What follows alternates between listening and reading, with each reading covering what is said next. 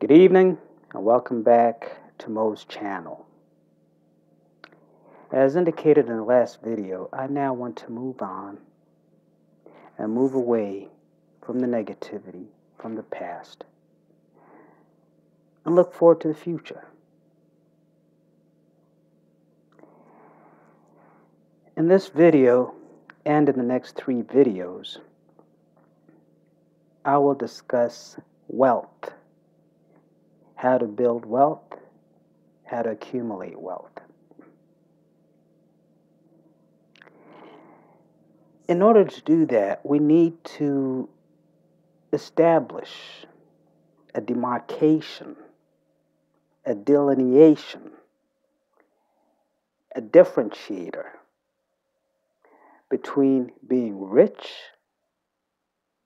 and being wealthy.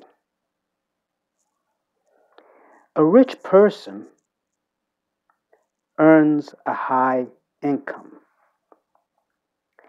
It could be a doctor who makes $500,000 a year, a lawyer who makes $300,000 a year, a professional athlete who makes $5 million a year, an A-list actor who makes $10 million a year,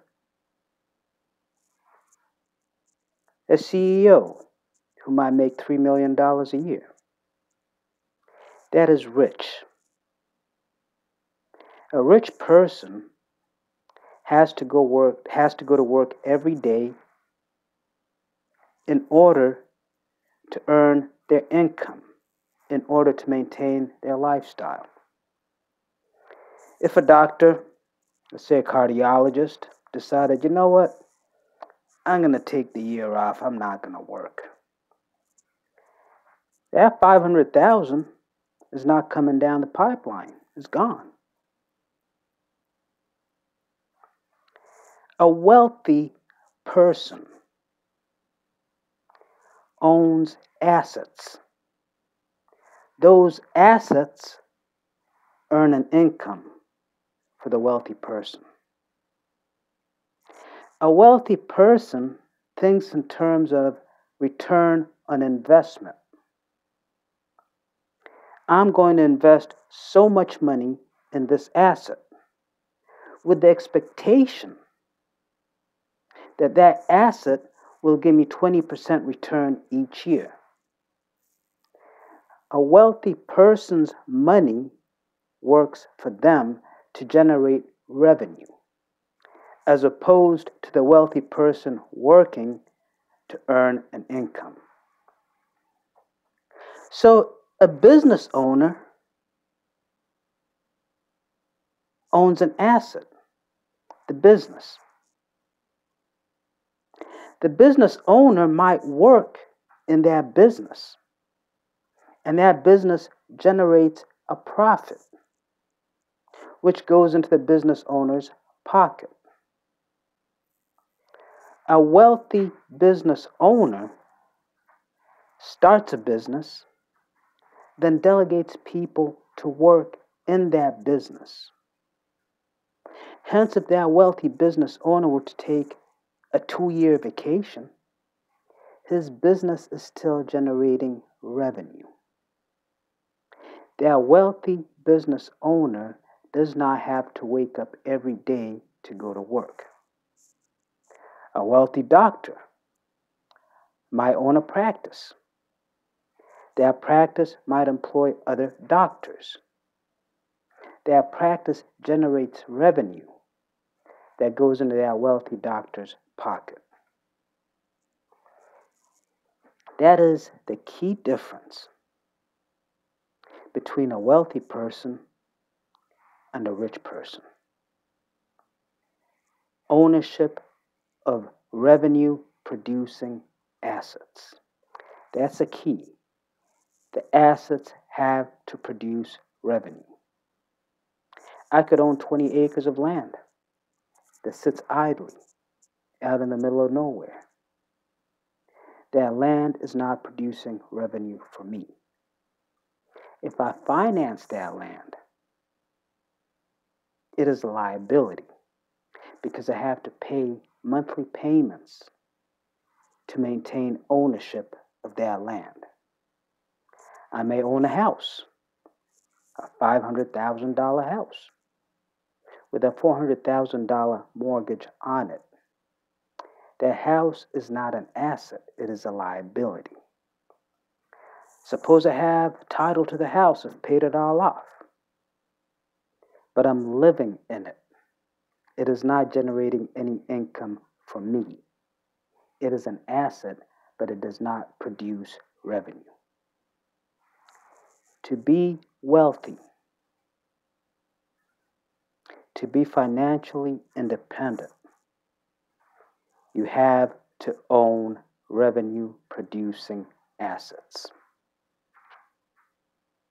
So let's talk about these revenue producing assets. What are they? Land, buildings, business, intellectual property, and investments.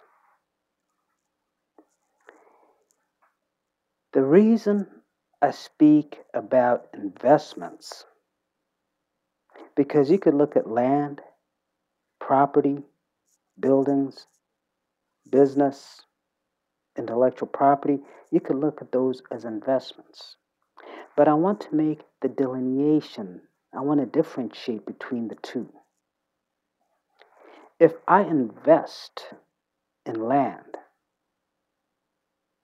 I might be a limited partner in an undertaking. Trump likes to talk about deals, deals, deals. What does he mean? If I'm going to build $100 million building, I might go out there, form a partnership. I might be the general partner, which means I manage it. But then I go out there to different rich individuals and have them invest 10 million here, 5 million there, 20 million there. They become limited partners. Their exposure is limited. Their gain is limited. But they do not have to manage it. They are investors. If I start a company and I want to raise capital, I could go out there to individuals and have them invest in my company, and they become shareholders of that company. They do not actively manage the company, but they receive benefits either through dividends or capital gains. So an investor is passive in nature. A real estate developer will go out there and acquire property and prepare the property, grading, excavation, bringing the main water line from the city, bringing the main electrical line from the city or the utility. And then they will build properties, homes, office buildings on that land. And they will sell it or rent it or lease it. So, given the nature of these undertakings, I will devote a single video to each of them. One video for starting a business, one video for investing in real estate or developing real estate. And when I say developing, you could go out there, buy an abandoned home. I had a guy, he bought an abandoned home for $1,700 with about $2,000 in materials. I installed new walls, I demolished the old walls, put up new walls, new framing, new drywall. I ran new electrical wiring and put in a new electrical panel. I ran new water pipes, supply and drain. I installed new flooring, the subfloor, and tile, ceramic tile on top of the subfloor. I painted the property. I did everything except HVAC and concrete. That is what I'd call a developer. He developed that property. Last summer, I was working with real estate investors in Columbus. They bought foreclosed properties, put some money into those properties, and then turned around and sold them. Those are developers. So, real estate, business ownership, investing, whether it's in real estate or equities, intellectual property. Those are the four areas I want to talk about in terms of wealth development. So today we'll start with business. Starting a business, growing a business. But we need to understand what a business is. Picture a blue box. Into that blue box are certain inputs. Out of that blue box is your product. That's a business. You want to be profitable as a business. So the cost of your inputs, the cost of the transformation process to create that product must be less than what you sell that product for. What you sell that product for is revenue. The cost of doing business is your expenses. As long as your revenues exceed your expenses, then you're profitable. If your revenues equal your expenses, you can still exist, but you'll never grow. So there are three key elements to a successful business: marketing, operations, and finance. Marketing are those activities that achieve three outcomes.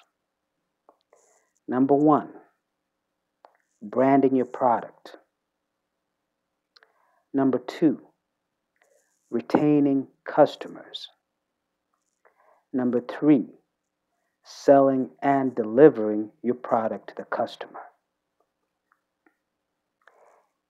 If we both start a company and we both make chewing gum and we sell it, it's a brand new type of gum. You chew this gum, you blow a bubble, and you float like a balloon. And we both make this product.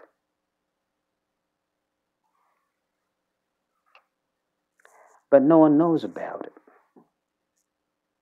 Are we going to sell shit? I don't think so. So with marketing, you want to let people know, hey, I got this product. You chew this gum, you could fly across the ocean. You let people know that. Awareness. You create awareness of your product. Now, you and I, we both manufacture this gum. Why should people buy your gum versus my gum? That's branding. Through branding, I differentiate my gum from your gum. I create greater value for this than value for yours. It's the same thing, but it's perception. So through branding, you highlight the benefits, the features, the values of your product.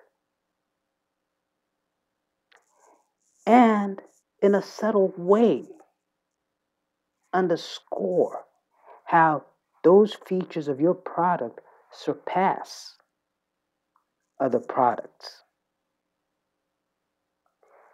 Clever branding will identify the need of the market, of your target market, and show how your product meets that need and meets it better than the need than what another similar product would do. Think of an automobile. You have Honda. Well, first of all, what is a car? A car has four wheels, has an engine, doors, roof, trunk, seats, gas pedal, brake. That's a feature, that's a functionality. What is the value, the benefit of a car? Well, I can get in my car. I don't have to wait outside for the bus. If it's raining, I'm not going to get wet. I step in the gas, control the steering wheel. I get from point A to point B. So it's transportation, private transportation with amenities. If it's cold outside, I got heat. If I'm bored, falling asleep, I got the radio. If I want to lean back and drive like a pimp, I got my lean back button in the seat. But Honda cars do that. Mercedes-Benz cars do that. Toyota cars do that. So why should I buy a Mercedes over a Toyota, over a Honda, over a Suzuki, over a Subaru? Mercedes-Benz wants to charge a premium for its product. So it brands its product as a luxury product. When you drive my Mercedes-Benz, you are driving in luxury. But look at all the people looking at you. He's driving a Benz. You have status. So now when I get into my Benz, I know I got status. When I'm driving down the street past the Hondas and Toyotas, I know I got status. Branding. The message Mercedes communicates to its customers and potential customers is that our vehicle will give you status. Volvo is known for safety, as is Subaru. Toyota, Honda, Nissan, they're known for reliability. They communicate this message to their consumer. That is a branding message. It serves to differentiate your product from the competition, to create awareness of your product, and to communicate to your target market how your product will satisfy their needs. Number 2, customer retention.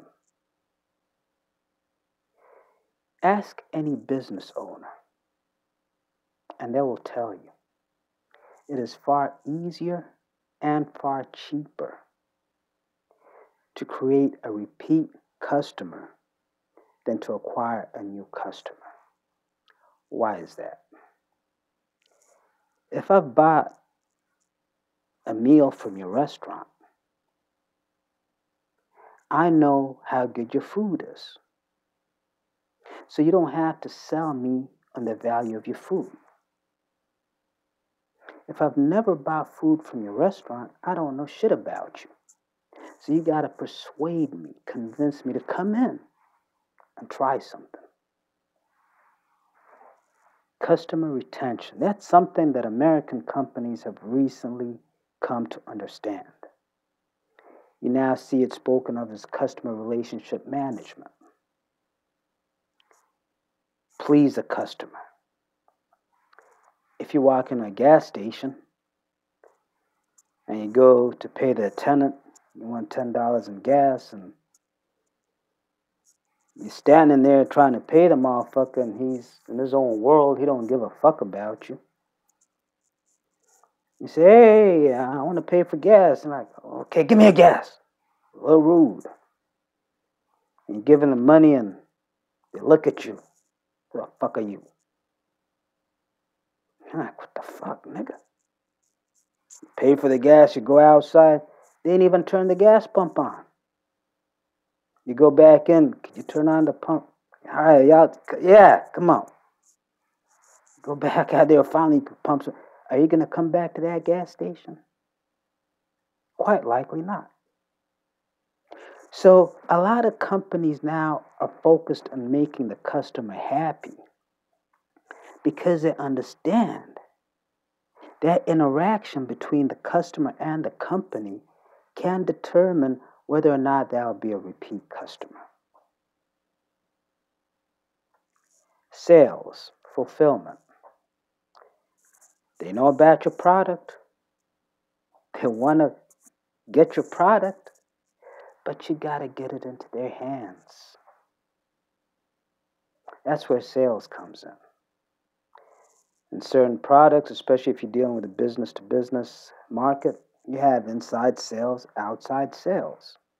You have cold calling, you have warm calling. I don't know if you've ever done sales calls, but it's far easier to call on someone whom you know needs your product and has expressed an interest in your product than to call on someone that wants nothing to do with your product. If I don't drive, why the hell do I need car insurance? But if I drive, I need it. If I drive and I recently had an accident, I might really need it because my old insurance company might have just dropped me or my premiums might have gone up. So qualifying your sales leads heavily determines the level of success you have in cold calling. It's always better to cold call a customer, set up a sales meeting, than to just knock on the door and say, hey, I want to sell you something. It also helps in creating a loyal customer. The fourth element of marketing that I want to speak to, and that is really pertinent if you're starting up a new business, is marketing research. Marketing research focuses on who your target market is, and you want to break that down as narrow as possible. Don't just say, I want to sell to men. Okay, let's say you're selling clothing. I want to sell men's clothing. Okay. Is a 70-year-old man going to want to wear the same thing as a 14-year-old boy? Is that 14-year-old boy going to want to wear the same thing as a 40-year-old man? Is that 40-year-old man going to want to wear the same thing as a 20-year-old man? Quite likely not. Is a white man going to want to wear the same thing as a black man? Is a Latino man going to want to wear the same thing as an Asian man? So when you define your target market, don't just say men's clothing. Say, I want to sell business casual clothing to men in their mid-30s to early 50s in corporate America. With that understanding, you can now start to zone in and identify, what do these men look for in clothing? How often do they spend money on clothing? How much are they willing to spend on clothing? Where do they like to go to buy their clothing? So that's understanding your target market. Now you want to understand your competition. Who else is selling clothing in this market? What kind of clothing are they selling? What are their price points? Where are they sourcing their materials? How are they advertising, branding their product?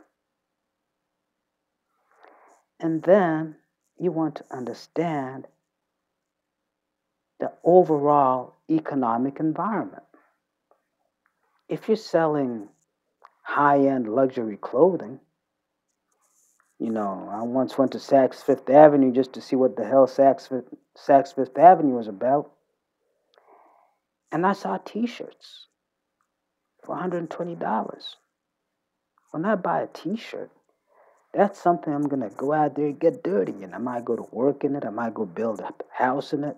I might go play a sport in it. I might go to the gym in it. So I spent $120 for some shit that I only want to last me for 2-3 months. That's stupid. But there are people who buy those things. Now, when the economy is doing well and there's greater disposable income, then people will tend to spend more. So if you're selling luxury items, you're more likely to succeed in a strong economy than a weak economy. You might sell electric vehicles. If gas is 50 cents a gallon, what the fuck? If gas is $5 a gallon, you got a shot. So you want to understand the general economic environment and how that impacts your product and the business you want to go into. Finally, you want to understand the regulatory environment. For the most part, all industries have some regulations they need to comply by. Certain industries, the financial services industry, the healthcare industry, the utilities industry, they have more stringent regulations. A lot of these regulations are designed to protect the consumer from the business. So you need to understand the regulations that govern your business and how those regulations are going to impact your operations and your startup and your setup. My sister started a home health agency,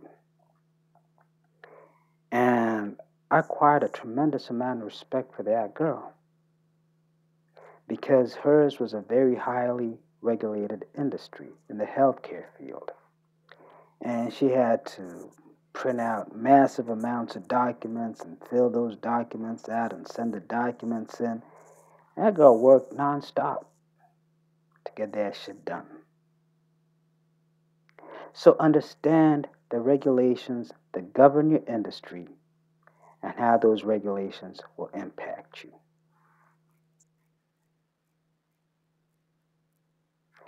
The next video on business, I'll talk about operations, and then the one after that, I'll talk about finance because this is about 30 minutes. I don't want to keep them over 30. I want to keep them under 30 minutes. But as a startup business, from the marketing perspective, you need to develop a marketing plan. The marketing plan will identify who your target market is, what their needs are, how those needs are currently being met or not met, what your product is, how you will position your product to meet those latent needs, those needs that are not being met. Or if the needs are being met, how you will meet those needs in a better way. How you will communicate that positioning, the features of your product, the values and benefits of your product. And that is that's the message. Next is the channels that you will use to communicate that message. Print media, television, radio, internet.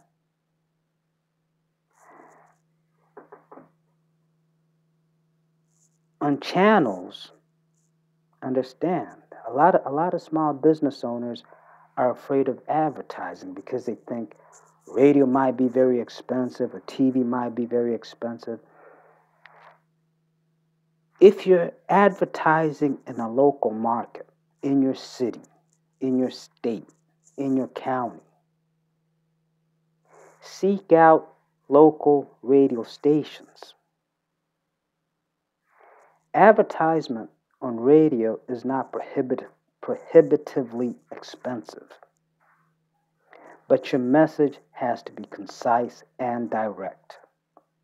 And you have to select the right segment in which to place your advertisement. If your product is hunting gear and you're in Alabama, well, don't make the mistake that everyone in Alabama is a hunter. So look for a radio station which has a radio show that might speak to hunting or guns and advertise on that show.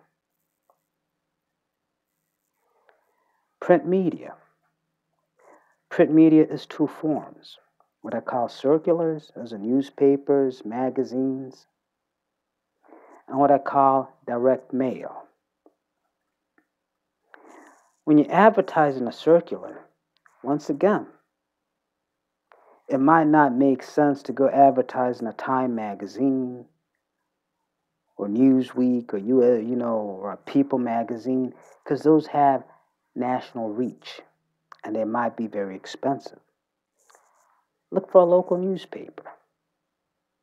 Look for a local newsletter, a local magazine. Advertise in that circular. Direct mail, I'm sure you've all received junk mail at one point or another. Direct mail is where you create a brochure or a postcard that briefly describes your product and you send it out. You get a mailer. You could buy these mailers from different companies. I think Dun & Bradstreet sells them, I'm not sure.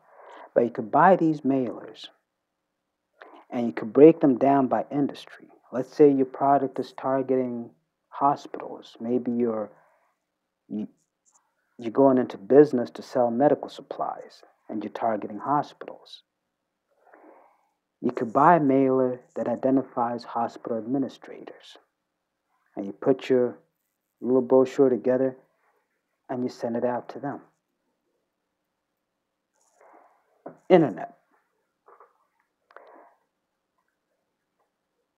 There are a lot of people that might advertise on other people's internet sites or, on Google search engines and so forth.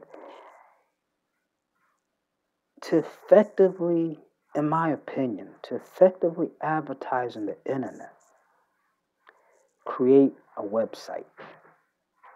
It doesn't have to have any intelligence behind it, since this is just about advertising. But on that website, provide as much information about your product, branding information, as possible.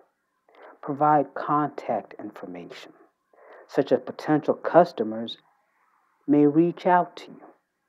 Then when you call on them, that's a warm call and not a cold call. Now, when you set your site out there, you're back to that issue of I have my website out there. How do people hear about it? Research search engine optimization. It will give you a lot of excellent ideas on how to ensure that your site shows up in the top rankings of internet searches. Research it yourself, and you'll be very happy that you did that. You could also send out direct mailers, pulling people to your site. You could do radio advertisements, pulling people to your site. The reason I say that is because if I come to your site and I see value in your site,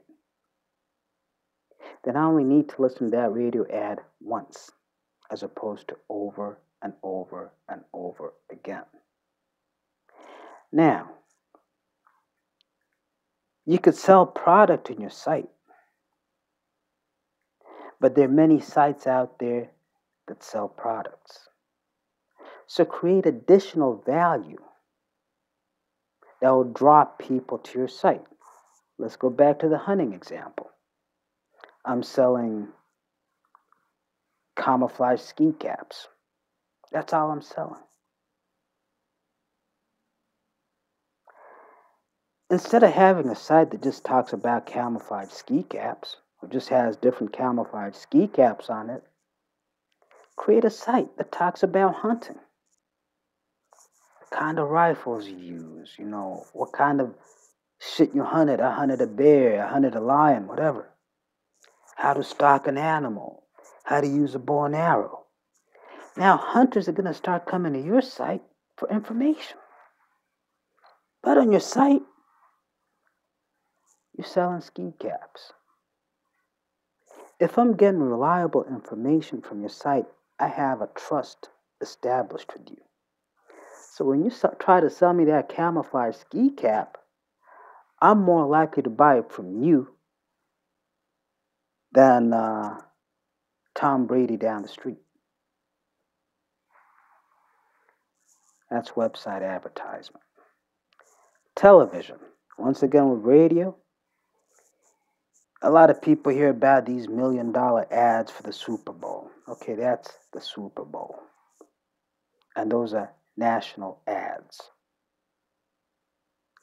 Look into your local TV stations. Find out how much their ads cost. Do not put an ad to air at 2 a.m. or 3 a.m. and you're selling to young mothers because they're going to be asleep at that time. It might be cheap as hell, but it is also motherfucking ineffective. Talk to your local TV stations. See what they charge. Beyond just establishing a marketing campaign, you want to establish key performance indicators, metrics. You want to be able to track, if I spend $1,000 on radio advertisement, how much additional revenue is that bringing in? If I spend $500 on a website, how much additional revenue is that bringing in? Because a smart marketer will focus his dollars where he has the highest rate of return. If I spend $10,000 on a TV ad and it brings me $100,000 in revenues, that's a 900% return, or 1,000%. If I spend $20 on a website and it gives me $1,000 in revenue, that's a much better return. So use your money wisely. You're starting out as a business. You don't have any customers. You don't have much money to spend. Use it wisely. Effective marketing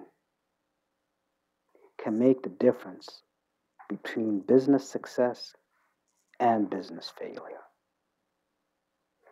Effective marketing can put you into an industry where there's so many established players, but they're not meeting the latent needs of the consumers. Think about it. You can have 20 companies producing peanut butter, and it's all creamy peanut butter. But what people really want is crunchy peanut butter. Yeah, these companies are established, they've been in business for years, Procter and Gamble, whatever. But they're not selling people what they want. You start your little shop out of your kitchen, making crunchy peanut butter. Before you know it, you've taken over the market. Effective marketing. Do not forget that. Once again, thank you for watching this video. The next video, as indicated, I will focus on operations. And then after that, I will focus on finance.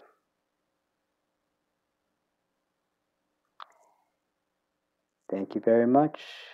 God bless and good night.